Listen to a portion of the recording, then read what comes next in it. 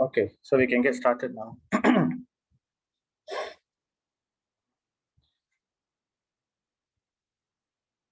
So we dedicate this presentation to His Divine Grace, A.C. Bhaktivedanta Swami, Srila Prabhupada, Founder Acharya of the International Society for Krishna Consciousness. So we will begin with the Mangalacharan prayers. Om Ajnana Timirandasya Jnananjana Shalakaya Chaksurum Militam Yena Tasmai Sri Gurave Namaha. So today I'm adding the translation to this verse. So it basically means Om Ajnana. Ajnana means Jnana means knowledge. So today we are doing chapter 4 Bhagavad Gita, which is entitled Transcendental Knowledge or Jnana. So therefore I thought it would be good to give the translation to this verse. So Ajnana Timirandasha. That means I was born in the darkness of ignorance. We all are, when we are born, we don't know anything. So someone has to give us that knowledge. So Jnananjana Salakaya. So how was the knowledge given? The knowledge was given by Sri Guru. So Sri Guru, he actually anoints our eyes with there's a salve, sometimes we have eye pain. We put a ointment near the eye to take away the pain. So sometimes, we cannot see well, we put eye drops, things like that. So the Sri Guru has given the Jnananjana Shalakaya. That means the ointment in the eye, which actually removes that ignorance and allows us to see clearly. So this prayer is in relation to that. So I offer my respectful obeisances unto my spiritual master, Tasmai Sri Gurave Namaha, who has opened my eyes, Jnananjana Shalakaya, which were blinded by the darkness of ignorance. So that's Ajnana Timirandasha. With the torchlight of knowledge, Chakshur Ummilitam Yena. So now we will offer the Pranam Mantra for His Divine Grace Srila Prabhupada. Nama Vishnu Padaya Krishna Prestaya Bhutale Srimate Bhaktivedanta Swami Niti Namine Namaste Saraswati Devi Gauravani Pracharini Nirvisesha Sunyavadi Paschatya Deshatarine. And these are our presiding deities, Sri Sri Gauranitai and Sri Sri Jagannath Baladev Subhadra. So we will chant this mantra. Jaya Sri Krishna Chaitanya Prabhu Nityananda Sri Advaita Gadadara Sri Vasadi Gaura Bhakta Vrinda. So if you can also chant the Hare Krishna Maha Mantra, we will do it 3 times today. Okay. Hare Krishna, Krishna Krishna, Hare Hare, Hare Rama, Rama Rama, Hare Hare. Hare Krishna, Krishna Krishna, Hare Hare, Hare Rama, Rama Rama, Hare Hare. Hare Krishna, Krishna Krishna, Hare Hare. Hare Rama, Rama Rama, Hare Hare. That's it. So we can recite this mantra as well before we begin the Bhagavad Gita. Namo Om Namo Bhagavate Vasudevaya. Om Namo Bhagavate Vasudevaya. Om Namo Bhagavate Vasudevaya. Namo Vishnupadaya Krishna Prasthaya Bhutale Srimati Bhakti Vigna Vinashana Simhaiti Namine Mukam Karoti Vachalam Pangum Langayatim Girim Yat Kripatamaham Vande Sri Guru Dinatarinam Paramananda Madhavam Sri Chaitanya Mishwaram Om Tat Sat. And we will begin also with glorification of the Bhagavad Gita. So this is the Gita Mahatmya. Yeah, the last 3 days we've been doing the first 3 verses. So this is the 4th verse of the Gita Mahatmya, composed by Srila Shankaracharya.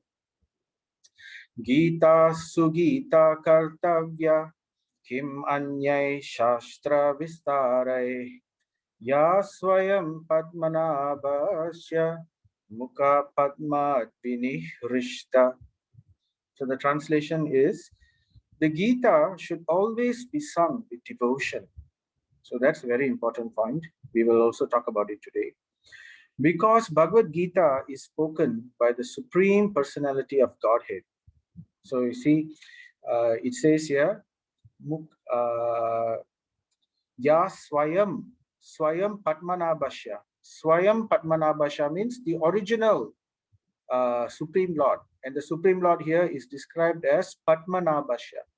Padmanabha means the one from whose navel, Nabha, lotus flower is coming out. So that is Lord Vishnu, you can remember, right? Basically Krishna. So the one from whose navel the lotus flower is coming, Swayam Padmanabhasya, and from him, Mukha Padma Vinishrita, from his lotus mouth, Mukha Padma, from his lotus mouth, he has sung this Gita. So, because Bhagavad Gita is spoken by the Supreme Personality of Godhead, one need not read any other Vedic scripture. So, what need is there for any other Vedic scriptures? Because the essence is already spoken by the Supreme Personality of Godhead. So, Gita, Kim Anye Shastra Vistare. Kim Anye means what need is there? Shastra for so many other scriptures, right? So one need only attentively and regularly hear and read Bhagavad Gita. Now, why is this verse given by Shankaracharya? Not because of anything, not to say that we want to discourage any other scriptural reading. We can read. It's just that, most of us in this age, we are just too busy.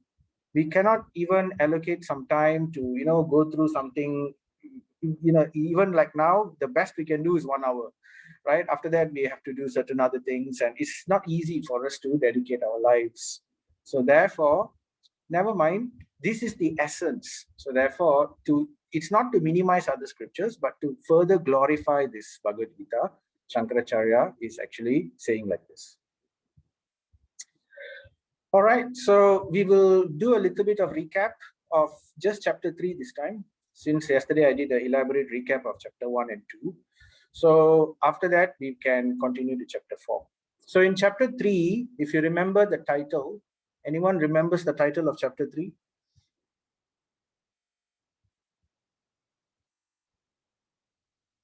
What was chapter 3 called? Anyone knows? Karma Yoga. Yes, thank you. So you remember. All right. So Karma Yoga. So karma means action, activity, right? So it begins by Arjuna asking a question to Krishna, because earlier Krishna has given him knowledge about something spiritual. So Krishna was trying to encourage Arjuna, fighting and all is fine, but after telling Arjuna, you should fight, because this is the best action for you and he counteracted all the reasons. But after telling that, then he started speaking about spirituality. He started speaking about the spiritual pathway, the path to become a yogi. So then Arjuna becomes confused. Okay, so why are you telling me? First, you're telling me to fight, then you're telling me to, become a spiritualist. So why fight if you are saying I should be a spiritualist? So then Krishna answers. So he says there are two paths to transcendence, or two paths in the two spiritual paths in broadly, there are two. So one is by far superior. So these two paths are, one is the path of action, one is the path of inaction. So the path of inaction is not easy to begin with. It only comes in later, right? So he's saying, Krishna gives several points. Liberation and perfection cannot be attained simply by not doing work. So Arjuna thought, if I just don't do this, okay, let me go to the forest, let me just stay there. I don't want to fight. So he thought that, this would be a better way. But Krishna is telling, this is simply inaction. You are supposed to do your duty, but if you don't do your duty and you run away due to some other pretext, you will actually get sin for not doing your duty. That's a very interesting point, because you say, hey, but I didn't do anything. But because you didn't do anything, you will get sin. So an example I can give is like, when someone is crying for help, and then someone is in the well, let's say, crying for help, and you hear that person, but you don't do anything, and you just walk away. So that is definitely, one will get sin. So that's a very obvious example. So like that, if one has a certain responsibility to do something, and one shirks away that responsibility in some flimsy idea, then because that person did not do, there is always a reaction, because other people will suffer due to you not doing, or we not doing the duty, isn't it? If a teacher in the school doesn't teach, although she's getting the money, right, and he doesn't do the duty to teach, then that's definitely, you will get reaction. So therefore he's saying, simply by abstaining from work, that's not going to help. You're not going to get spiritual realization. Simply, this is called escapism, right? Escapism. When the going gets tough, they drop everything, and in the name of so-called religion or spirituality, they run away and they say, I will take sannyas. So that is false renunciation. So Krishna doesn't want false renunciation. So then he says, there is action in inaction and inaction in action. So one who's able to see this is wise, is actually situated in knowledge. So that's like the example I mentioned, by doing inaction, that means by not doing anything, all right? So one may actually still be doing actions. Like, for example, if one falsely renounces everything and runs away to the Himalayas and then tries to so-called meditate, right? Then, but because he's not sufficiently having enough purification, either due to knowledge or understanding or whatever, or austerities, his mind will not be controlled. So despite being in the Himalayas, he will start remembering his family. They will start remembering, my money, my bank account, then they will start remembering their friends. I wonder what this person is doing at this point. So like that, it will be uncontrolled. How long will that person be able to maintain this without proper equilibrium of mind? So that is action in inaction. Someone who is supposedly renounced, but actually he's still having reactions. Sin is still coming his way because he has not completely renounced yet. And at the same time, there is also inaction in action. Now, some people look like they are continuously doing work. They are doing work, but they are doing work with what consciousness? With a very renounced mind, with a very balanced equilibrium mind. So what is this? So that is what Krishna will explain later on. He will talk about, what is this detail of inaction in action? How to not receive any sin or piety by doing some work. So that is the art of work. Okay. So we gave the example of the knife. Like the knife, so the problem here is not the work. The work can be used intelligently. Just like knife can be used to save the patient by the surgeon, it can also be used to kill people by the terrorist. So therefore, the work is not the problem. It is the consciousness of how one does the work. That is the thing that needs to be looked at. So then Krishna begins to elaborate this science of inaction in action. So this is basically called karma yoga. In other words, the art of working. So in that one, in the karma yoga, there are several points. Okay. So first he began by establishing sacrifice. So work is actually like sacrifice. It's actually, it takes up why is it called sacrifice? Because it takes up our time, it takes up our energy. We might sometimes be rather be doing something else, but but still we have our duties. So it has to be done. So therefore we sacrifice our time, our other interests and all that to ensure that something is done. Our responsibilities are actually looked after. So this sacrifice right, is yajna. Yajna means, we can remember this term, yajna. Yajna means sacrifice. So, and then he talks about the cycle of sacrifice. So he says that this entire world is going around simply by the power of the cycle of sacrifice. If one performs their due duties, then the entire situation is balanced. Rain will come, because when we do sacrifice, when duties are carried out, then the universal arrangement will take place automatically, right? The devatas, actually, as we know, this entire universal system is controlled by devatas. Devatas means higher beings. They are basically the representatives of the Supreme Lord. The Supreme Lord doesn't personally come and control the day-to-day activities. It's like a king. You know, a king will not directly be intervening in the day-to-day affairs of the other ministries, right? So, for example, you have the education ministry or whatever. The king or the prime minister will not actually be involving directly inside. He will have somebody else to do it for him. So therefore, the devatas are in charge of this entire system, the entire universe, headed by Lord Brahma. He's the topmost living being, jiva, within this universe. All this we will find out later. I'm just telling you. So therefore, when we perform sacrifices, the devatas actually become pleased, because then the devatas will ensure that the world becomes prosperous. Everything that's necessary for that person's action, or for that person's upkeep, or the person's happiness or whatever, is taken care of.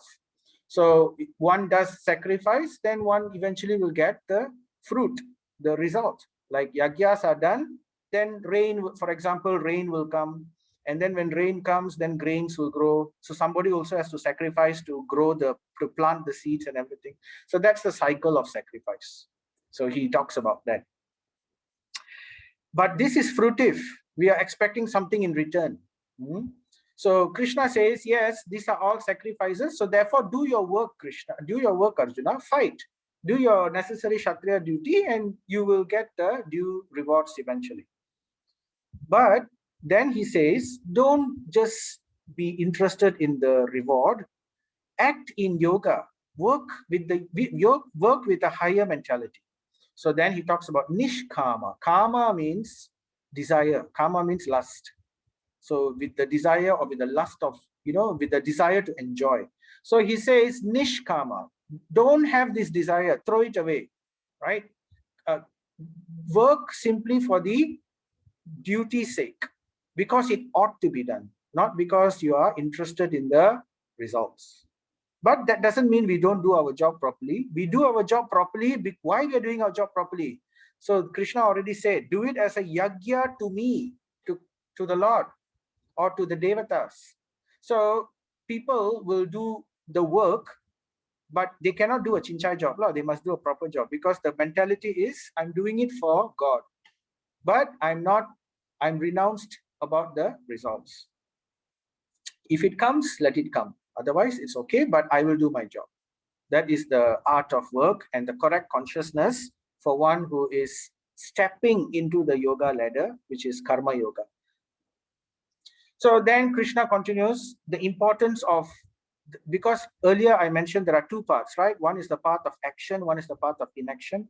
So despite both paths, Krishna still suggests that we follow the path of action.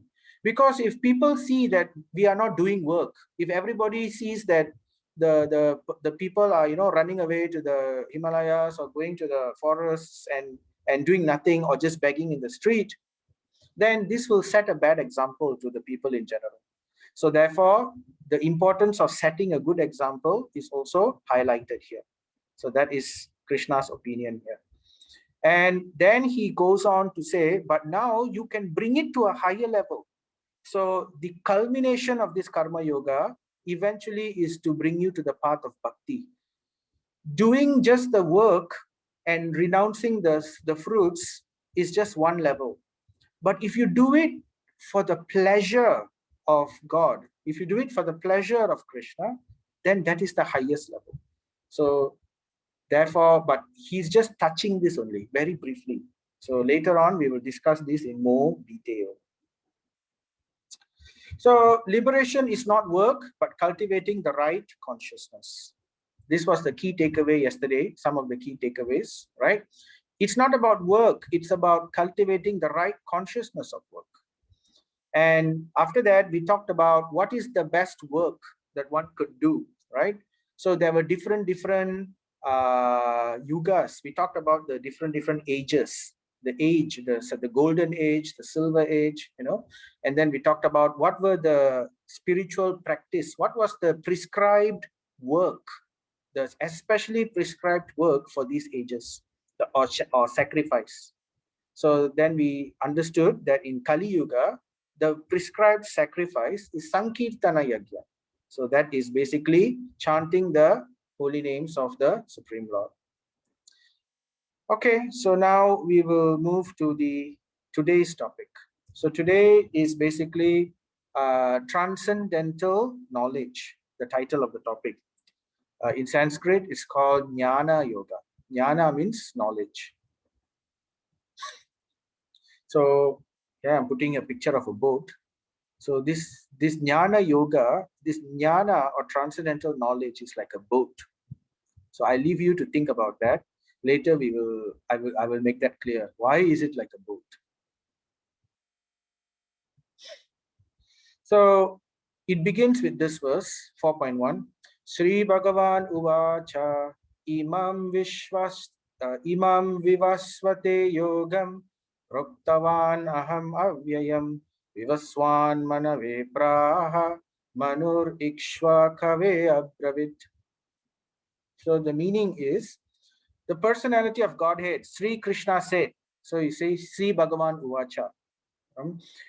I instructed this imperishable science of yoga to the sun god, Vivaswan. And Vivaswan instructed it to Manu, the father of mankind. And Manu, in turn, instructed it to Ikshvaku. So then you'll be wondering, who are these people? Who is Vivaswan? Who's Manu? Who's Ikshvaku? So actually, you can see a picture here. In the beginning, Krishna was talking about yoga. So basically, he's talking about the karma yoga, and then he was putting a bit of other types of yoga within the karma yoga. He's talking about devotion also towards the end. Then he's telling, before he wants to go further, he wants to tell Arjuna about this, how he has actually given this knowledge before. So, Surya Dev, Surya is a deva, isn't it? One of the devatas, headed by King Indra. So actually, Surya, the Shastras inform us that these names, Surya, Indra, Vayu, these are not personalities actually. These are positions. Just like we have king, we have the kingdom, and then we have the minister of health, we have the minister of education, we have the minister of works, like that. So in the heavenly kingdom, we have the king, and the name, and this king, the position of this king is called Indra. So it's not the person. The person it can change. The post can change. People can change positions. So it depends on the age. So there are different cycles of age. So I was told that in this current age, the name of our Indra is Purandara. So that's the personality who's holding the position of Indra. So like that, Surya also, there are different names in previous ages. So ever since the creation of the universe, there has been many ages which has come and gone. And there were different people who have taken that position. So Vivaswan is the current personality who is occupying the position of Suryadev. And then who is Manu? Manu is the first king of earth. So every cycle of the yuga, there is a certain set of cycles. After a certain set of cycles of the yuga, the king of the entire Bhuloka is changed. So this king of the Bhuloka, Bhuloka means not just Earth, it's earthly planets. There are many other systems within that region. We won't go into that now, all right? But the point is, the king of all that is called Manu. So, Manu is like the king of mankind. And so he says here, Manu, the father of mankind. And Manu in turn instructed it to Ikshwaku. Ikshwaku is Manu's son. So like that, we are all eventually descended from these people. There are different Prajapatis, those who have given progeny. So Manu is one of them. So like that, this knowledge passing from the Supreme Lord to Surya Dev, to his son Manu, and to Manu's son Ikshwaku. So in this way, the knowledge has been passed on person to person. So we call this knowledge in parampara. So Krishna is actually defining what is parampara. Parampara is very important. So previously, when we get knowledge, we that time there were schools and all. So, but the knowledge was passed down from generation to generation to generation, or from guru to student, guru to student, carefully preserved. So spiritual knowledge is also done like that. But over the period of time, sometimes it becomes broken.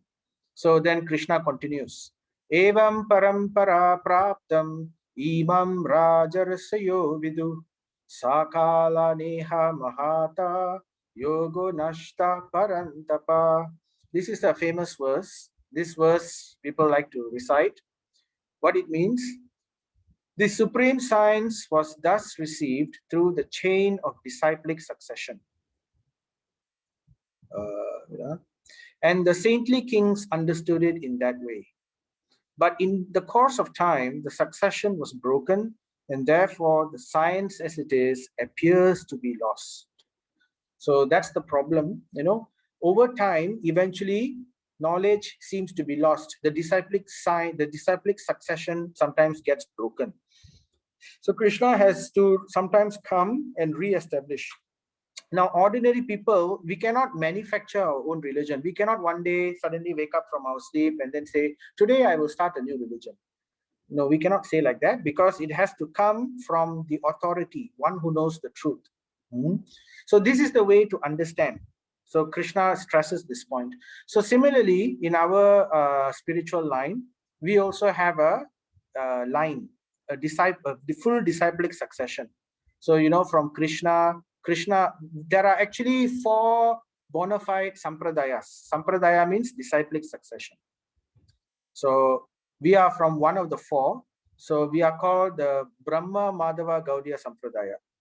So from Krishna, here I've listed the full sampradaya from each person, right? From Krishna to Brahma, Brahma to Narada, Narada to Vyasa, Vyasa to Madhva, then Padmanabha, Nrihari, and all these people, and eventually Bhakti Vinod Thakur, Gaura Kishore Das Babaji, Bhakti Siddhanta Saraswati, and then Srila Prabhupada, the founder Acharya of ISKCON. And then he in return passed this knowledge to his disciples. My Guru Maharaj, His Holiness Bhakti Vigna Vinasha Narasimha Maharaj. So then he passed this knowledge to me, like that. So it's a disciplic succession which goes on. So it's necessary to be like this. Okay? Why is it necessary to be like this? Because there is a verse in the Padma Purana which says, Sampradaya Vihina Ye Mantraste Nishphala Mataha.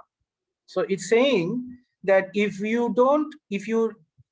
accept a mantra which is not coming from the sampradaya, which is not directly given to you through the disciplic succession, that means, we just hear from the TV or we hear from the YouTube and then we say the mantra. It says that mantra will give you no fruit. Nishphala. Phala means fruit. Nish means no fruit. So sampradaya vihina. Vihina means without sampradaya.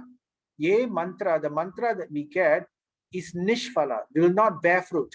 That means it's barren. It has no potency, such mantras. So that's why it's very important to hear the mantra from the guru, confidentially, or directly you can hear. The guru must tell, and then you can hear the mantra, and then you can say it. So it has to be through the disciplic succession. Otherwise, it has no potency. So that's the reason it's very important to carefully preserve the sampradaya. Krishna is therefore putting this verse in the Bhagavad Gita. Now, what are the advantages of a parampara? What does a parampara do? So the point is of the parampara is there are few advantages. Number one is that because it comes from a disciplic succession, and who are the people in this disciplic succession? They are all extremely purified, saintly characters, saintly personalities, right? So you can imagine between saintly personalities, when one passes the knowledge to another, that saintly person will carefully preserve it without making any new changes. That means carefully preserving the original knowledge without changing according to his own opinion or something like that. So that's very important.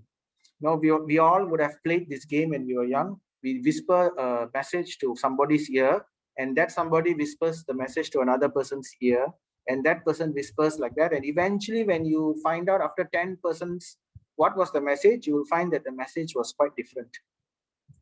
So that's because the person didn't hear properly, and the person sometimes changes the message purposely, right?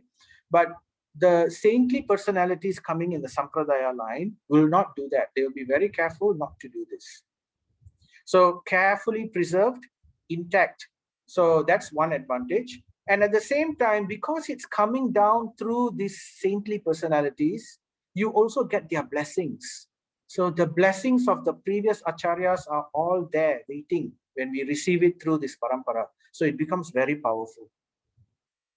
And then another advantage is because it's coming through so much of parampara, through the system, so many saintly personalities, they don't change the message, but they enrich the message. They actually add on more examples and more guidance for our better understanding, right? Because Krishna might have given Brahma a simple statement, and then we may not have the intelligence of Brahma to understand certain things. So we need acharyas to actually explain. So each acharya down the line maintains the essence perfectly without changing the essence, but they add on enrichment so that we can better understand, and they also soften the edges. That means it becomes that there's a lot of guidance involved so that we are able to carefully in different ages, like in previous age we cannot talk the way we are talking. Nobody will understand what we are saying. Similarly, a person 100 years ago comes and talks to us now, it may not be relevant because that person wouldn't know about handphones, they wouldn't know about COVID. So sometimes we need relevancy. So it's like old wine in new bottle. So they have this guidance. Third advantage, it is pregnated with devotion. The spirit or the mood is kept intact because it's coming through carefully guided disciplic succession. These are masters, spiritual masters. They understand the mood. Now, sometimes it's possible for us to, like, for example, law. If you take law, there is something called the letter of the law, and there is something called the spirit of the law. So the letter of the law says, you shouldn't do this, you shouldn't do that, you shouldn't do that. But sometimes in a situation, we need to understand the spirit. Why was this instruction given in the first place? It shouldn't be that the letter of the law blocks the spirit of the law, right? It shouldn't. One example is like, let me think of one. It's like, okay, one should be, so like in the spiritual context, for example, the spirit of religion, one thing is very important is religion. The spirit of religion is the essence of it is to love God and to love his fellow and to love the fellow human beings and all living entities. We will learn about that later, right? That is the essence, basically, to have that. But in the end, if we find that people have hijacked religion, it's not only that there are other things, but at the same time, there are also do's and don'ts. The spirit of the religion is there. The law of the letter of the religion is also there. So both are important, but one always is predominant. You cannot have chaos. You cannot say, I don't want any rules. I will just love. But how to love? There has to be certain sets of rules to follow so that we can be guided correctly. But at the same time, these rules shouldn't kill the spirit. Like, for example, let's say we take vegetarianism, for example. Now, why do we become vegetarian? It's because one of the main reasons is compassion, isn't it? We don't want to kill. We don't want to harm. But if we are being vegetarian, but at the same time, we do a lot of harmful things to people. We say hurtful things. We go and, like for example, Hitler was a vegetarian. But Hitler wasn't really compassionate. He had his own agenda, but still, the spirit was lost along the way. So that we don't want. So that is another reason the knowledge should come through parampara. So we understand this very well. Okay. So these are all the points which I mentioned. Okay. And now we move on. Okay. So now when Krishna tells Arjuna, look, I have given this information to the sun god previously. When Krishna says that, Arjuna becomes bewildered. Huh? But so he says, I have a question. Arjuna uvacha aparam bhavato janma param janma vivashvataha katam etat vijaniyam tvam adav proktavaniti. Arjuna said, you said that you mentioned this to Vivasvan, but he is senior by birth to you, because I know you were born to Mother Devaki, and Yudhishthira Maharaj is older to you. Yudhishthira Maharaj was born first, then only you were there. So Arjuna at this time he was put in illusion, right? So he didn't realize Krishna is God. And so therefore he's asking, how am I to understand that in the beginning you instructed the signs to him? Now, you see, Arjuna, the way this verse is very important because it helps us to understand the correct etiquette or the correct way to ask questions, especially when it comes to spiritual knowledge. Because, sometimes there are people who are very egoistic, or in a very challenging mood. They will say they don't have too much, they don't have respect for that person, and then they will say, you're telling me like this, I don't believe you, you're talking nonsense. So that is not the right way to put forth questions to especially with regards to spiritual understanding, right? There's a correct way to ask. It's not to say that don't ask questions, but then politely put, not in a challenging mood or in a challenging spirit. So you see the words Arjuna is using here, how to correctly understand. That means he is already accepting that whatever you're saying is truth. Oh Krishna, I accept. I don't even question that what you're saying is not true.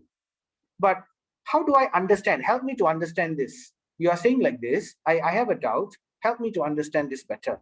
So this is the mood in understanding Bhagavad Gita as well. Because in the beginning, we don't know so many things. And certain points might sound to us as illogical, or it may not sound as proper. But have the confidence that some of the most intelligent and some of the most pious personalities in bygone ages have all accepted these points, and they have all given wonderful explanations to help us understand these points. So it's all waiting for us to just read and understand them, or inquire from the guru. So then Krishna, he smiles. So he smiles at Arjuna, and then he says, Sri Bhagavan Uvacha Bahuni me vyatitani janmani tattavacha Arjuna Tani aham veda sarvani na tvam veda parantapa. So I just wanted to mention a bit. If you are interested in trying to recite the verses, so there are some signs over here. Like for example, if there is a line on top of the A, so that means you pull it's a long A. Like you don't say Bhagavan, you say Bhagavan, right? And Uvacha, Bahuni, Me, Vyatitani, Janmani. So like that. And then if there is a dot at the bottom, like, you can see here Sarvani. So if there's a dot at the bottom, that means that letter has to be pressed, has to be stressed. It's not Sarvani, it's Sarvani. So ni, like that. So that is to help you to pronounce. But this course is not designed as a Sanskrit course to help you pronounce the verses. So it's mainly meant to go through the philosophy of the Bhagavad Gita. So I know that one or two have given the comment that you'd like to go through the verses. So what I can do is maybe I will look for a link which gives you the pronunciation for all the verses in the Bhagavad Gita. So usually also during Gita Jayanti in the temple, we will come and recite the entire Bhagavad Gita Sanskrit verses. So that time, this is the time to do that. Okay, so just bear with me, all right? So the personality of Godhead said, many, many births, both you and I have passed. So this is an interesting point. So because Krishna again brings up the topic of reincarnation, we talked about this in chapter 2. I can remember them, or I can remember all of them, all the births that I have gone through, I can remember, Krishna says, but you cannot, O subduer of the enemy. So Krishna is now giving a hint to Arjuna, saying that you and I are different. So he begins to give a hint about his supreme position. So let's see. This is the topic from verse 4.5 all the way to verse 4.15. If you read through the Bhagavad Gita, Krishna is actually starting to state his supremacy, his divinity. He begins with the next verse straight away. Ajo api san avyayatma bhutanam ishvaro api san prakritim swam adistaya sambhavami atma mayaya. So although I am unborn, ajo comes from the word aja. Aja means without birth. Aja, ja stands for janma. So aja means no birth. Although I am unborn and my transcendental body never deteriorates, that means he doesn't grow old. It's not like our body, because remember in chapter 2, he said the material body deteriorates, it perishes. The sarira is not permanent, whereas the atma is permanent. But Krishna says, my transcendental body, divya, my transcendental body never deteriorates. Avyayatma, avyayatma. So doesn't deteriorate. That means it never perishes, it never grows old. And although I am still the Lord of all living entities, so here he's first of all telling Arjuna, I am actually, the Lord of all living entities. Where is that verse? Bhutanam Ishvaro. Ishvaro comes from the word Ishvara. Ishvara means controller. Bhutanam means Bhuta. Bhuta means living entities. So the Bhutanam, I am the controller of all the Bhutanams. I still appear in every millennium in my original transcendental form.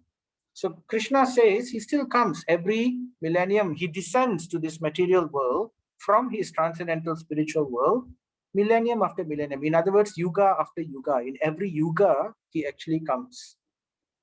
So then one might think, why? Why does the Supreme Lord from the spiritual world should want to descend? So this is a very deep topic. A lot of information needs to be known before we can actually go through this in detail. One day we will talk about this, okay? But for now, Krishna gives a very short answer. He gives a very short answer to Arjuna. He says, this is another very famous verse. This is the verse which talks about Krishna's mission, why he comes to this. And we like to quote this a lot. So we can all memorize this verse. It's easy to say also.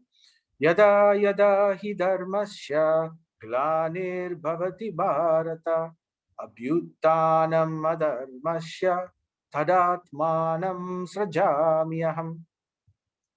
Whenever and wherever, yada yada, whenever and wherever there is here adharmasya, that means decline in religious practice. Dharma means religion, or religious or pious activity.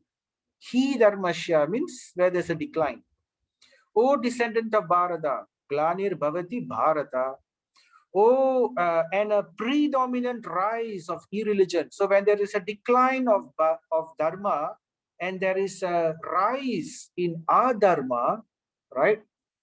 That time, Srajamyaham, I descend myself, Krishna says. So this is one of the reasons why he comes to this material world, to re-establish again dharma. Because, the living entities come here due to their desire to enjoy separately from the Supreme Lord, okay? And then while they are enjoying, because this material world, the nature is full of illusion, is Maya. They become illusioned within this world, and due to the desire and due to the illusion, sometimes they don't understand what is right and what is wrong. So there are certain laws set in this world. We can enjoy, no problem, but we cannot enjoy at the cost of another's misery. So therefore, the first principle of dharma is ahimsa. Ahimsa means, himsa means to harm. So ahimsa means not to harm. So you can enjoy, but you cannot harm. So sometimes, we don't really understand whether our actions are actually harming or not harming.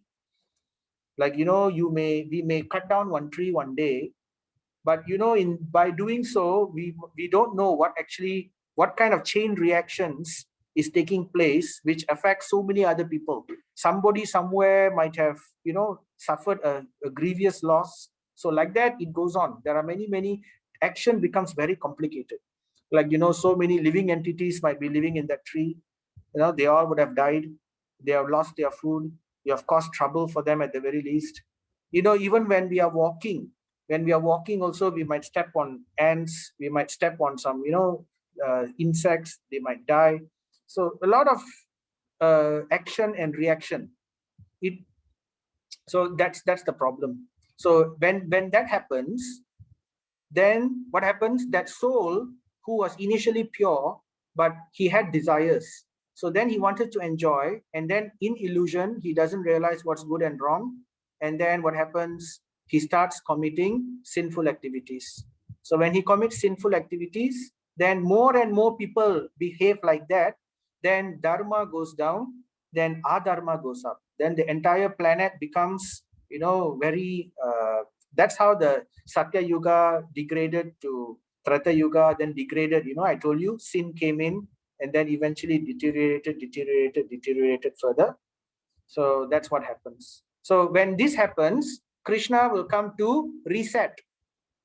Click the reset button so that everything again goes back to, again, Satya Yuga. Again, Dharma is re-established. Or again, certain things are set back. Like the Kurukshetra war. So many impious kings, Duryodhana and Karna and so many other types of people, so had to be killed. So therefore, again, the earth is free from the burden of such demonic mentality people.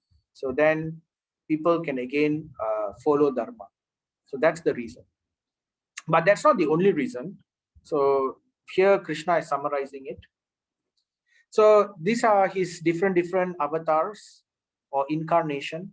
You can see, we all know the incarnations of Krishna, isn't it? There are many temples. We can see the various avatars. Now that doesn't mean we usually, there's even a song, Dasha Avatar. Dasha means 10. There are 10 famous incarnations, but it doesn't mean that there are only 10. In fact, the Srimad Bhagavatam says that the incarnations of the Supreme Lord Krishna is more than the number of waves which comes and crashes on the seashore. That means it's continuous. It keeps on going. You cannot count too many. But it just so happens that these 10 are the famous ones. So, we have Kurma Matsya Avatar. Kurma Matsya is the fish. And then Kurma Avatar, the tortoise. And then we have Varaha Avatar, the boar. And then we have Narshingha Avatar, the half lion, half man. Then we have Vamana, the dwarf avatar. And then we have Parashuram. And then we have Ramachandra. And then we have Balaram there. And together with, but Krishna is actually directly himself. Krishna is the origin of all this. And then, there's Buddha, and then all these have come, but one has not come yet, and that is Kalki. Kalki avatar will come towards the end of the Kali Yuga. That means another 400,000 years to go. All these are already mentioned in the scriptures. So like that, this verse, the next verse, Krishna will say, but there is another reason also why I come. It's not only to establish dharma and to to reset. Paritranaya sadhunam vinashaya chadushkritam dharma samstapanartaya sambhavami yuge yuge.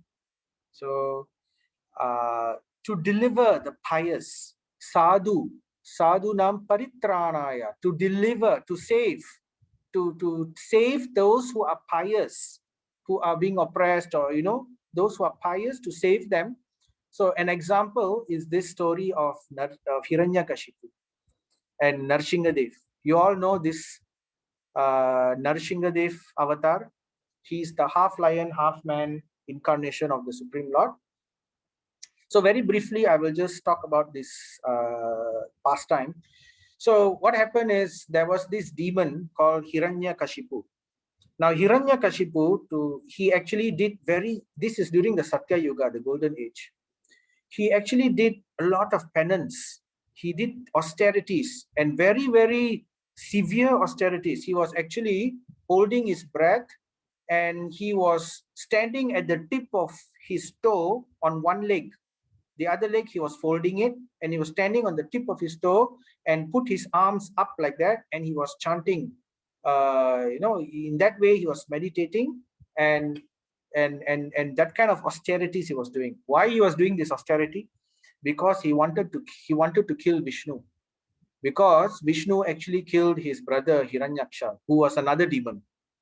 So that time, the Lord came as Varahadev, and he killed Hiranyaksha. So Hiranyakashipu thought, Hiranyaksha, he was so powerful. I will do more austerities and get more power, and then I will, at that time I will get my revenge. So then, eventually, long story short, he got what he wanted from Lord Brahma. Lord Brahma, his austerities was actually so powerful, it was disturbing the higher planetary systems. Like even Indra, Loka and all was getting burnt up. The heat was very strong due to the Hiranyakashipu's austerity. The entire planetary system was becoming hotter and hotter. So they went to Lord Brahma and said, "Oh Brahma, please go and pacify him. Otherwise, please help us. He will destroy everything with his power." So Lord Brahma went to him and said, "Okay, what do you want?" And then he told, "I want a boon where I cannot die." Then Lord Brahma says, "Hey, I cannot give you that boon, because I myself one day will not be, I also will not stay forever. I am not immortal." So that's an interesting point. We can discuss another time. The point is the Devatas within this material universe are not immortal. They live for a very, very long time. Huge amount of time, yes. But one day when the universe is destroyed, that time they also will be destroyed. So that's Brahma. So Brahma is telling, I cannot give you this boon. This is all mentioned in the scriptures. It's not me making it up. So Brahma said, ask something else. Then Hiranyakashipu said, okay, if I cannot ask for immortality, at least give me the boon that I cannot be killed by different things. Like, for example, he said, I cannot be killed by weapons. I cannot be killed on the land. I cannot be killed on the sky. I cannot be killed by animals. I cannot be killed by human beings. I cannot be killed in the daytime. I cannot be killed in the nighttime. So like that he was doing. And then he got all these boons. So later he had a son, Prahlad. Now this Prahlad became a very great devotee. Somehow We won't go into that story, but he became a very great devotee of Lord Narayana. And Hiranyakashipu became very upset. And he was so angry that, one day he will ask, Prahlad, tell me something nice. What did you learn in school? And then when Prahlad will tell this Hiranyakashipu that, I learned that Narayana is the supreme. Narayana is everything should be, he was giving karma yoga. He was telling Narsinghadev that, everything should be offered to Lord Narayana. But Hiranyakashipu was the king of the world. In fact, he was the king of the entire universe. He actually controlled Devaloka. Indra and all these people became his servants. And he's saying, look at my son. He's actually telling me to give everything to Vishnu, my enemy. So like that, it went on for a few times. And one day, Hiranyakashipu just lost his temper. He just lost it. And then he wanted to kill Prahlad, his own son, simply because Prahlad never didn't stop glorifying Vishnu. That's the reason. He couldn't stand it. So then he tried to kill Prahlad. He gave Prahlad poison. He told his people to use weapons to kill him. But none of this worked. Prahlad was always calm. He was sitting, there's a Tamil picture also, Bhakta Prahlada. So like that we can see. So he was always very calm. He was just sitting and always remembering Narayana, Narayana, Narayana. He was remembering the lotus feet of Lord Narayana. So amazingly, none of these things worked to kill him. When he was thrown from a far off, from a high place, he landed softly. When he was put tied with chains and dropped into the sea, he was still alive. When they tried to pierce him with weapons, the weapons broke. When they sent poisonous snakes to come and bite him, the snakes all slithered away. When he was thrown at the feet of mad elephants, the elephants also ran away. So like that, all this was happening. And then finally, in desperation, Hiranyakashipu was saying, where are you getting all this power? You are just a 5-year-old boy. And then Prahlad said, I'm getting from the power from the same place where you are getting your power, O Hiranyakashipu, my father. And that is Lord Narayan. Then he just became so angry. And then he said, where is your Narayan if he's everywhere? And then, is he in this pillar? And then Prahlad said, yes, he's everywhere. He's also in that pillar. And then, he's in that pillar? Okay, I will take my sword and I'll destroy this pillar. See what I do to your Narayan. And then he went and broke that pillar with his, sword. And the pillar broke into half. And from the inside of the pillar, a huge shape actually came. And that is Lord Narsimhadev, very, very fearful. He was a half lion, half human incarnation. And then he fought with Hiranyakashipu, and he lifted Hiranyakashipu and put him on his lap, and he used his nails to tear Hiranyakashipu's stomach and then to kill Hiranyakashipu that way. So actually, Narsimhadev did all these things just for the pleasure of Prahlad, just to save Prahlad, because Prahlad was such a devotee of Narsimhadev. At the same time, he also kept the promise of Brahma, so that Brahma's words will not become lies. So to keep the promise of Brahma, Narsimhadev, with the Supreme Lord Krishna, can actually, he doesn't have to kill. He doesn't have to do all these things. He can just, snap his fingers, doesn't have to snap his fingers also. He just have to think and the person can die. But he did this for the pleasure of his devotees and also to keep the promise of Brahma, No, neither on land, but he cannot be killed on the land or in the sky. So it was in between. It was on the lap. It was not on the ground. It was not floating in the sky also. It was on the lap of Narsimhadev. And he cannot be killed by weapons. So he used his nails. Nails are not weapons. They are part of the body. So therefore, he used that. He found a loophole in everything. I cannot be killed by human or animal or deva or demon. So he took a half human, half animal form, which is neither animal, neither human. So then like that, I cannot be killed in the daytime or in the nighttime. So he killed him in the evening time, at dusk, in between the two sandhyas, you see. So like that, there were many, many other conditions, which all these conditions he met. So this is the mercy or the blessings of the Supreme Lord. Paritranaya sadhunam. And the other point, as well as to re-establish the principles of religion, I myself appear millennium after millennium. So this was already mentioned. So another example of his reincarnation was Rama, when he came as Rama and then killed Ravana. So then he comes to the most important verse in the entire Bhagavad Gita. This is one of the most important verses in the Bhagavad Gita. So why? Because this is the goal of knowledge. This is the goal, prayojan, right? So it's a very, very famous verse. Everybody should try to memorize this verse. In our society, from the children to everybody, we memorize this verse.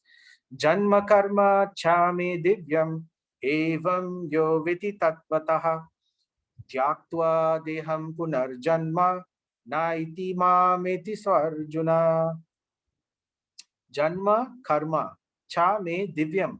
My birth, janma, and my activities are transcendental. So Krishna is clearly telling Arjuna his position. And then he says, one who knows this, evam yo viti tattvataha. Tattva means one who knows. One who knows this, right? What happens? Tyaktva deham punarjanma. That means he doesn't take again. Punar means again. He doesn't take janma again. He doesn't take birth again.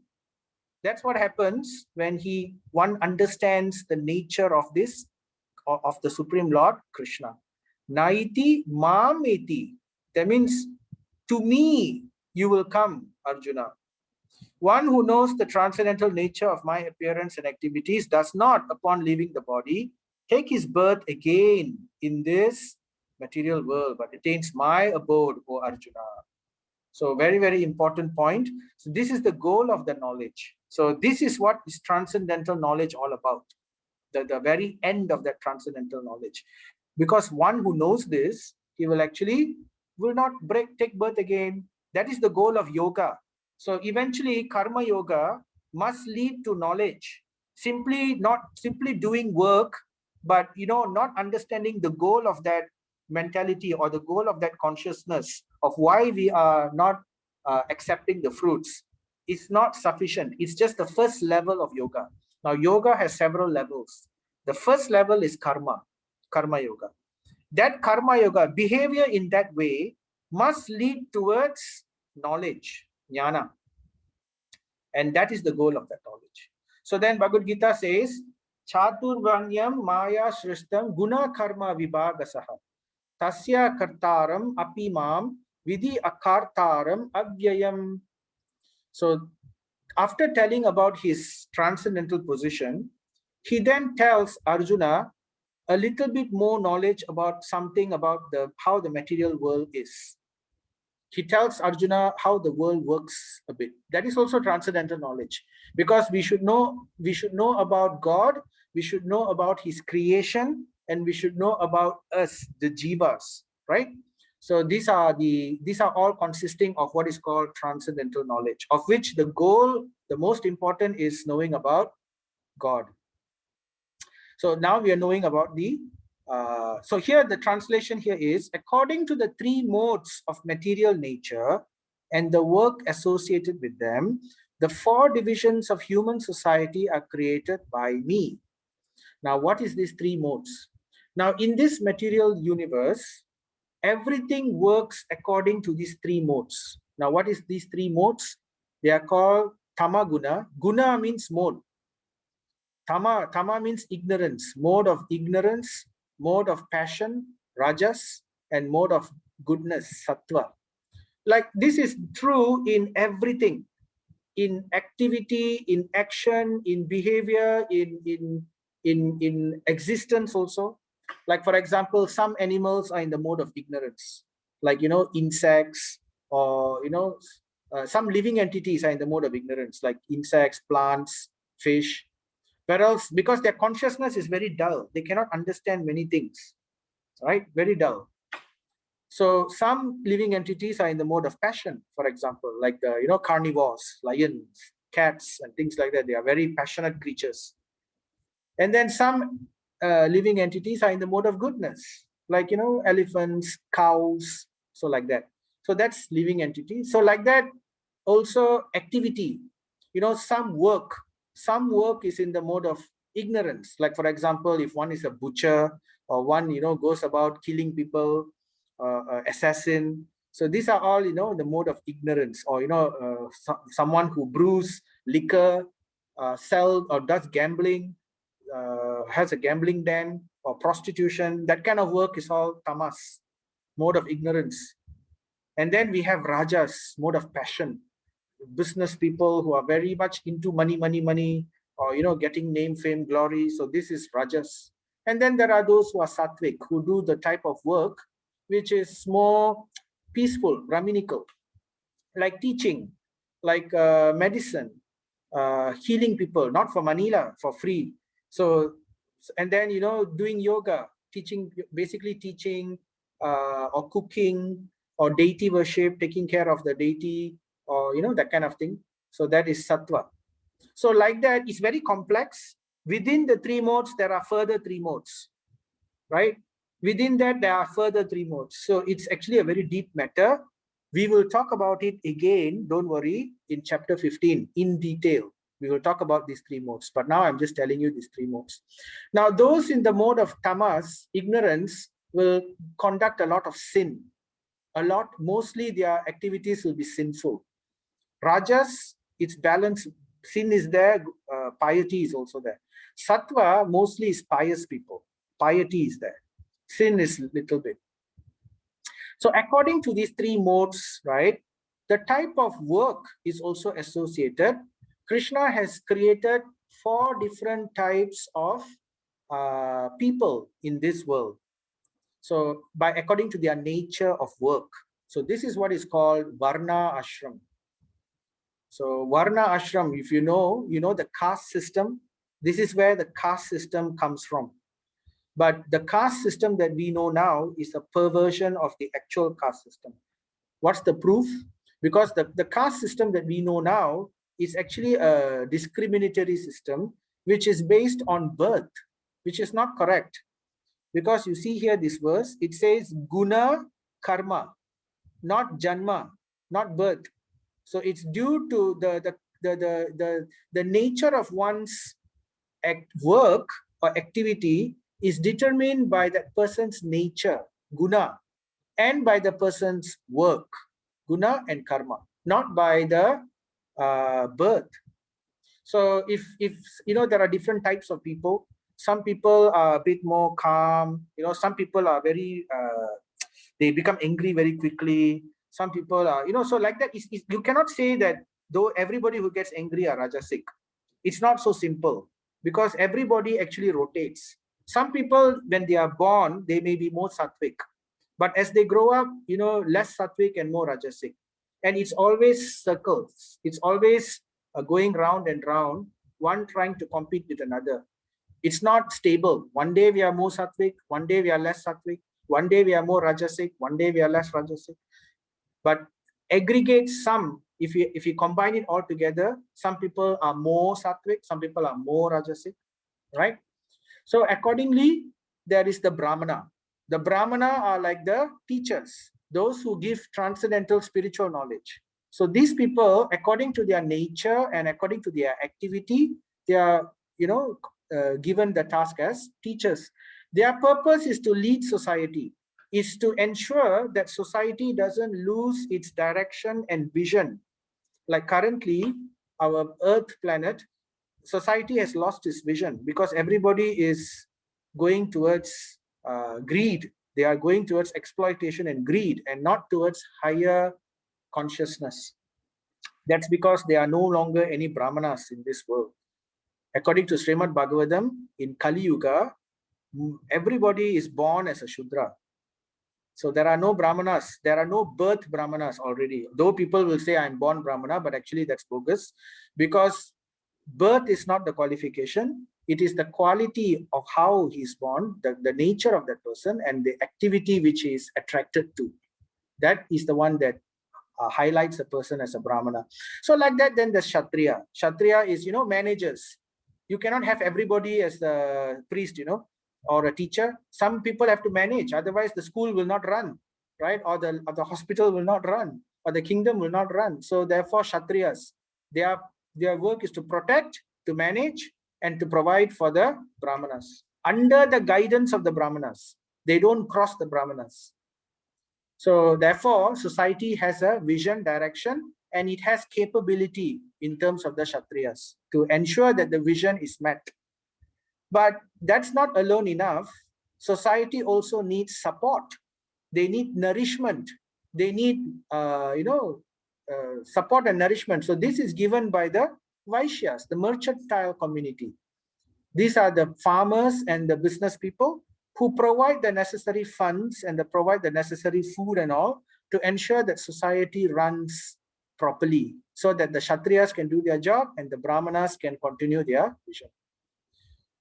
So, and then we have the Shudras. The Shudras is those who assist these three classes. That means they serve the three classes. So it's like a human body. You cannot say, I don't want a head, right? What's the function of the head? The function of the head is to think, isn't it? And to guide you in the right direction. You cannot say, I don't want a head. I will only want legs or arms.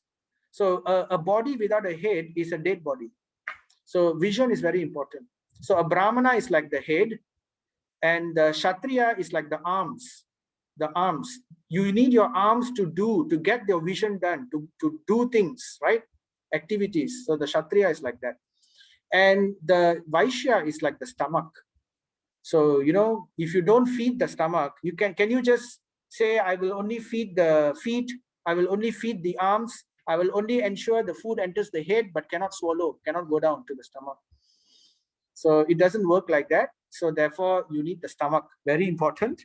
And the Vaishyas or the mercantile people are like the stomach of the society. And the Shudras are the legs. You cannot say the Shudras are very unimportant. Can we say the leg is unimportant?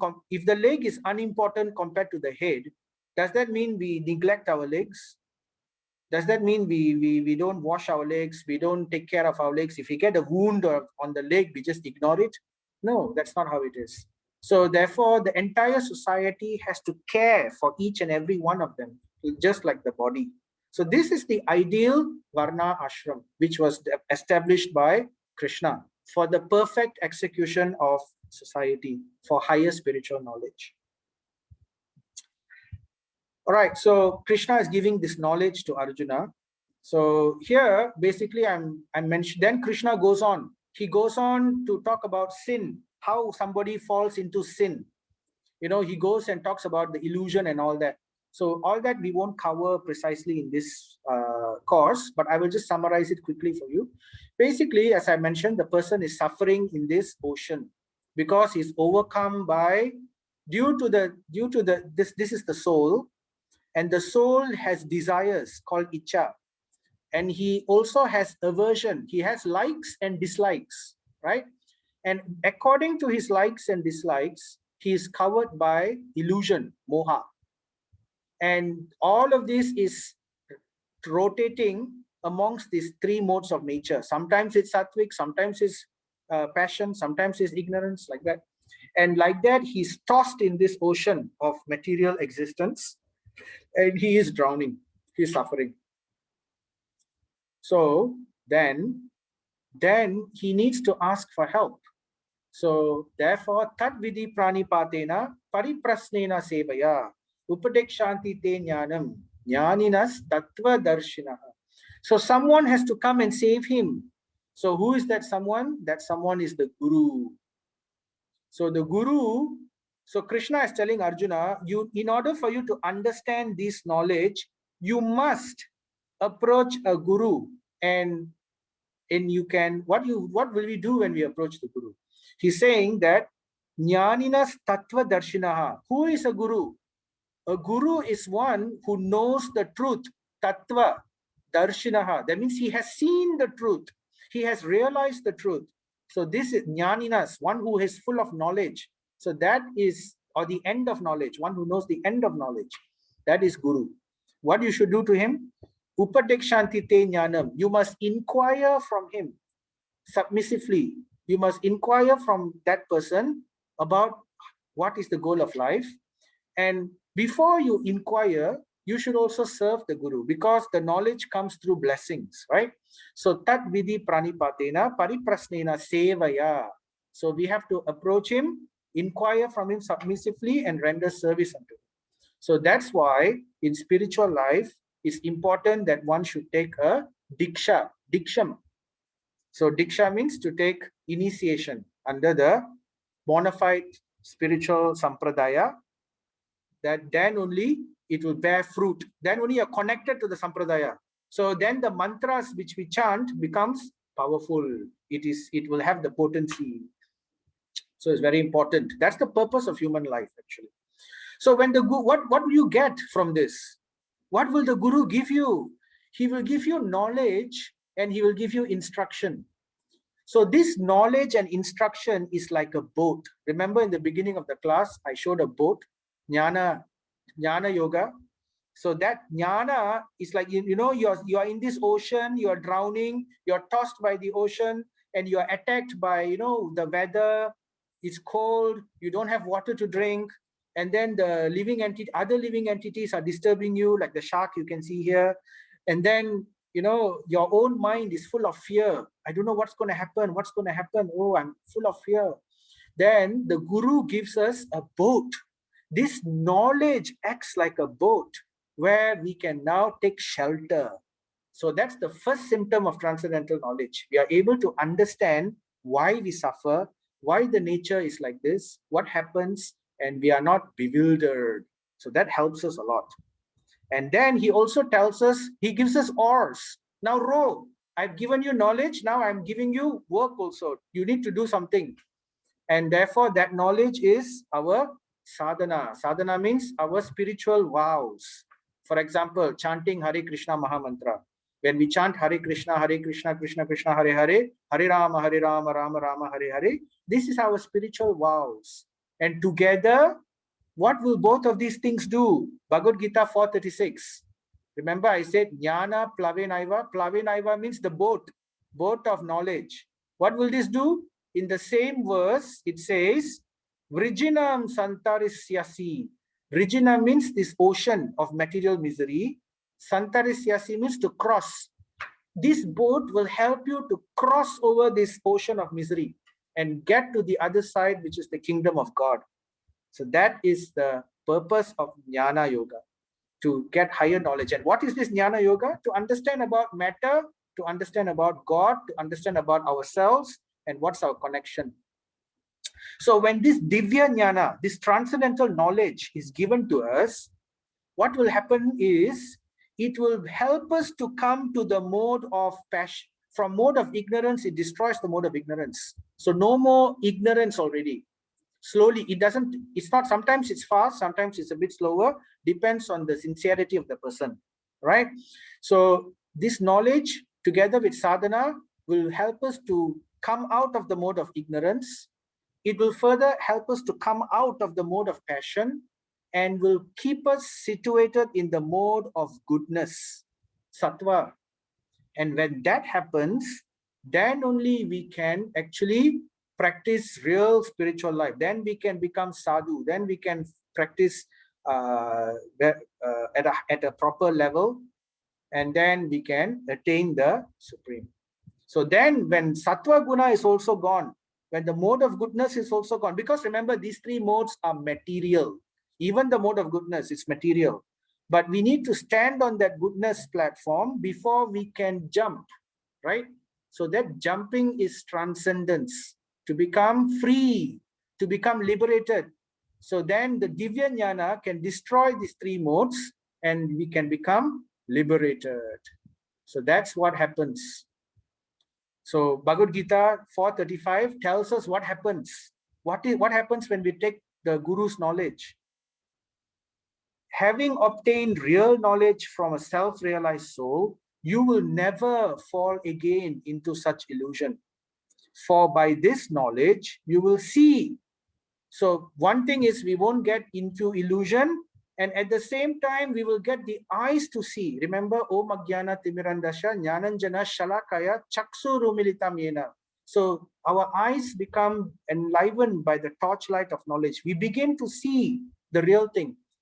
And what is that knowledge? What is that sight that we should be able to see? We should be able to see that all living beings are but part of the Supreme, or in other words, they are belonging to God. So we start seeing Krishna. We start seeing Krishna. Okay, time's up. I'll just finish quickly. We start seeing Krishna within our own heart, within the hearts of other people, and within the hearts of everyone. You know, in chapter 2, I mentioned that the soul is in the heart. But you know, I didn't tell you one more thing. There are two souls actually within our heart.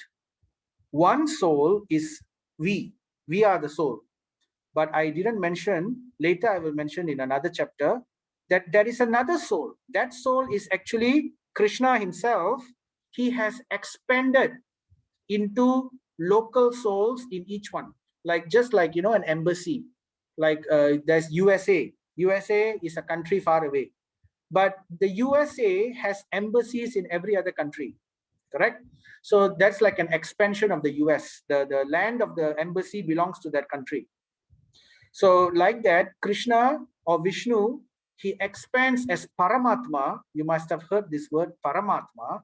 He expands into every other living entity and also within atoms of all other matter. So we begin to see this. When we begin to see this, the way we will behave will be different. We will treat everybody equally. We will not, you know, everything will be perfect. Our consciousness will be very different. We will not waste anything because we see everything as the energy of God. We will not cause harm to anything. Automatically, we become environmentalists. Automatically, we become compassionate people. Automatically, we will do charity. Automatically, we will understand a lot of other things. So that is the goal of transcendental knowledge. We begin to see, our intelligence becomes purified, and we develop the eyes to see. That's what happens. So later chapters in Bhagavad Gita will talk more and more detail about these things. Very nice to hear. Okay, we are done already. I'll just end with this nice story. It's a short story. So this is to illustrate to you what is the mood of how we should behave as a good disciple. If ever we take a guru, right? These are the things one shouldn't do. So, okay, anyway, that's this story. There was once a guru, a sannyasi guru, and he had a horse. And then he had one disciple. So this guru, they went traveling. And you know, when they travel those days, they will have a water pot with them. It's called a kamandulu. You know, you would have seen pictures of Lord Brahma carrying a kamandulu. It's like a water pot. They use that for various things. So, and he told the disciple, carry the water pot. So they were going and traveling. And then suddenly, one point he wanted water. Then he asked the disciple, where's the water pot? The disciple said, oh, yo, I'm sorry, Guru. Along the way, I accidentally dropped it somewhere. And then I forgot all about it. No, I dropped it. I know I dropped it, but then I didn't take it back. Then the Guru was surprised. Huh? Why you said I shouldn't, why you didn't pick up the water pot? Then he said, you only told me, Guru. You told us that we shouldn't be attached to things. We should learn to become detached. So when the kamandulu fell from my hand, I also thought, you know, why I want to go and I detach only. So then the Guru said, Hecho, wrong application of knowledge. Then he said, okay, fine. I'm telling you now, make sure that whenever he is riding on the horse. So then he says, anything drops on the ground, you please pick it up. Okay. Don't just say like that. You don't understand the proper point of detachment. So then the disciple said, okay, fine. Then he continued. Then as they were continuing, suddenly he saw the disciple rushing towards the back of the horse.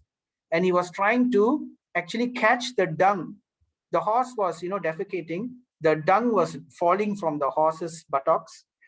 And then this disciple was trying to catch it. And then the guru said, hey, what you doing? Only the cow's dung is pure. Horse dung is not pure. You cannot touch. And then the disciple said, Ayo Guru, you told me just now that anything that drops, I should catch. And then the Guru, again dropped my application of knowledge. And said, I will have to give you another class on this one day. Then he told the disciple, then the disciple said, can you give me a proper instruction which I can follow? Then the Guru said, okay. So what happens from now on is next time, what he said, what you should do, he started to write down all the objects. He said, okay, my disciple is not very intelligent. If I just say anything that drops, he's taking dung also. To be precise, let me write down. You only pick up all of these things. If at all it falls, you only pick up these things only. Don't pick up other things. So amongst the list, he put like his turban, his chadar, his clothes, his dhoti, and then his the saddle, and then the kamandulu, of course, cannot forget the kamandulu. So he wrote all these things. So then the disciple said, okay, fine, good, thank you. So then what happens? He was riding the horse. Suddenly they were going uphill. They were going to a place, and a snake happened to cross the road. And then the horse, when the horse sees a snake, it will neigh itself and raise its legs up. And as a result, the guru who was sitting on the horse, he fell down. And then when he fell down, he knocked his head on the what you call rock, and then he lost consciousness for a while. But then later when he woke up, he saw that he was still on the ground, but he happened to be naked, not wearing any clothes. And then next to him was sitting the horse and the disciple. And then he asked the disciple, hey, why am I like this? What happened? And then the disciple said, yes, Guru, I followed your instructions. And then he said, what instructions? He said, you only told me anything that will drop, if it drops in the ground, this list, right? I need to pick it up and put it on the horse again. So then, but why am I naked? Because, you wrote on that list, your clothes, your turban, your chadar. So it's all on the ground with you. So I took it and put it on the horse. So unfortunately, you had to be naked, but I'm a good disciple. I'll follow your instruction. Then the guru said, oh my God. Okay, fine. Then, but why didn't you lift me up? And then he said, you didn't put you in the list, Gurudev. You didn't put your name in the list. And then Gurudev said, oh my God. So anyway, that's just a fun story to illustrate that, we have to understand the essence. Earlier I was saying, right, the letter of the law and the spirit of the law. So this is a nice example to prove that sometimes the spirit should never be forgotten. The letter of the law should be followed, but it should not eclipse the spirit of the law, or in this case, scripture or knowledge or religion. So with that, I would like to end. So takeaways, basically situated in Jnana, knowledge in Parampara, Krishna is Swayam Bhagavan. Work in Jnana is better, need for a guru. So beginning with knowledge, we started the topic by Arjuna, Krishna giving how to get this knowledge. It comes from Parampara. And then Krishna starts telling, who am I? So this is the goal of knowledge, right? Krishna reveals his divinity. Now he goes on in other chapters, but this is just a summary of his divinity. And then he continues to talk about work. He says, better to work in knowledge than working without knowledge. So simply renouncing is not good enough. Simply not wanting the fruit is not good enough. You need that karma yoga must lead to knowledge. Then when you do your work with higher knowledge, it will give you better results faster. It will let you attain liberation. So that is one point. And then he said, all this is very complex. It's not easy for you to understand. It's not something one can just go to a university or go for a one-off course and then understand these things. It's very detailed subject matter. You definitely need a guru. So Krishna is telling you should approach one who has seen the truth, and then someone who is in parampara, and serve that person, inquire submissively and follow his instruction. And follow according to spirit as well as the letter, right? And then he talks about what will you get when you do this. You will be situated in Jnana. That means you will be in the boat, saved from the miseries, right? And you are in the, we are now going in the right direction. We develop the eyes to see. So those are the points that we mentioned. Okay, so now we will talk about the order for the Gita kit is still there. You can also take the snapshot from the PDF. Let me know also if you want to order. I can also help you to order if you like.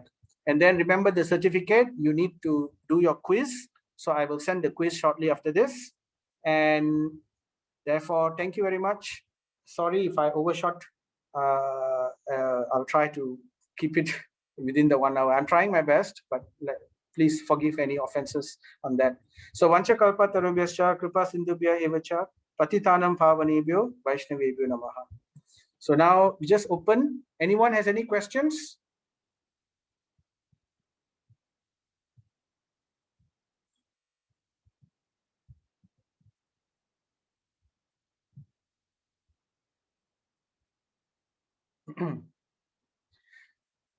So we have currently about 16 of you.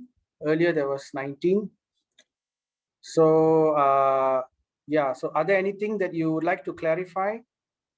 If you don't agree with any points, you can also mention that, because like how Arjuna said to Krishna, I don't understand. Can you help me to understand better? Like, so it's okay. We can discuss and we can agree to disagree also, no problem.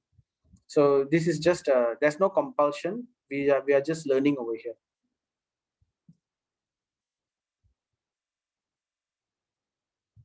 Okay. So looks like there is no question. Okay. So then we can end over here. So if you do have any questions, if anything comes up or crops up, please, or even if you have feedback, you can let me know also directly, even here or through the quiz. Okay. So thank you very much. Have a good evening and Hare Krishna. See you all tomorrow. Thank you, Prabhu. Hare Thank you, Krishna Prabhu, Prabhu. thank you. Krishna.